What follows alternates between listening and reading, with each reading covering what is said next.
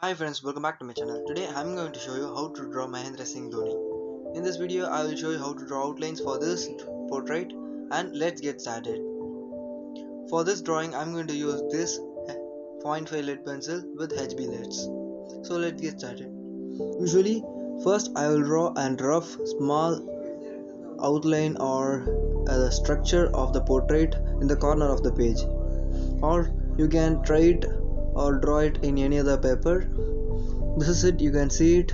It is a very rough outline of the portrait of Mahendra Singh Dhoni which I had taken now, and that will be the source for this portrait. I'll drawing the same rough outline in the big area right here. First of all, we want to decide the total height of the picture which we are going to draw. I'm going to draw 2 by 3rd of the page about neck and face. So I'm marking the distance of height of his face, and this is it. This will be the height of his face. First of all, draw a circle. I had already posted a video about how to draw faces. If you not check the cards for the video. Draw the full circle and draw the rough outline of the face. You want to know the formation of a face in any perspective or any angle, so it will be so easy to follow this method for drawings. I'll never use grid method for drawing outlines, and this is the method which I am using for every drawings, and you can see that and learn it. This will be an efficient method for drawing outlines without any grids or any source or any measurements. You can draw perfectly by practicing. As you can see, I am drawing a very rough outline of the face here.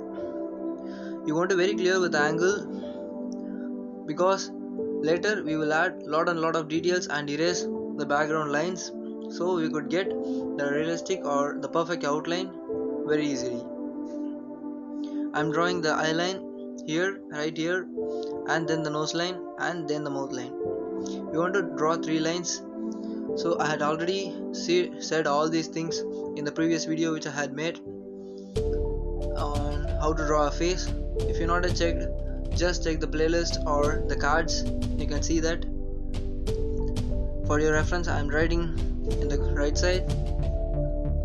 The top line will be for hairs, and the next line will be for eyes, and the next line for the nose, and next line for the lips. It is so clear because it is very simple. After this is the important part at first, and the next stage is about your observation. You want to observe the picture or the reference which you have carefully and draw the things very accurately, because we know the places or the exact places where the eyes will become, where the nose will be placed, and all other things. So just we want to be perfect on the drawing. I am lightening the outlines with an kneadable eraser. You can use any other eraser also, and zoom the picture for seeing more details and draw at which size you want. I am drawing a little bit bigger than the picture which is being zoomed at the mobile phone. Friends, lot of intermediate and beginner artists are using the grid method for drawing their outlines. Even some advanced artists or complete professional artists are using the grid method, but I never liked that grid method for drawing a single portrait. Even I had used in some drawings when I had drawn a group of people in a single frame. It had helped me to keep each and every person in a particular height and particular shape, and that will help you. But I never used it for a single portrait, but a lot of them are using, because it is very easy to follow and it is very easy to learn. But I never liked it because it is very related to the tracing. From my childhood I never liked the tracing. I don't know why, but I never liked it. And this is the very efficient method to draw outlines at the spot, and I had taken roughly 40 minutes for this outline. And you can even get better at outlines by using this technique. First of all, you want to know each and every angles, and each and every perspective of human face. There are some of human face angles that you want to learn definitely, because lot of people will be posing at that angles only, and candid photos are different, but actually formal pictures will be in that angle, so it will be so easy. And right here I am drawing the nose by the method which I had shown already in a tutorial. If you're not checked, check the cards or check the playlist how to draw, so you will be so clear for that. And as I said already about grid method, so I'm jumping into it. So first of all, you want to take several pictures.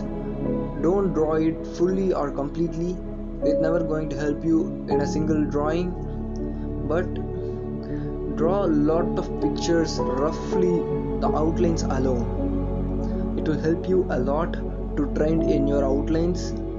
And I had drawn several portraits, so what I am being somehow good in drawing outlines with free-handed, and this is the way I had drawn from the beginning. But if you are an artist who are drawing from the measurements, just try lot of drawings by seeing lot of pictures with different angles, and particularly with the outlines only.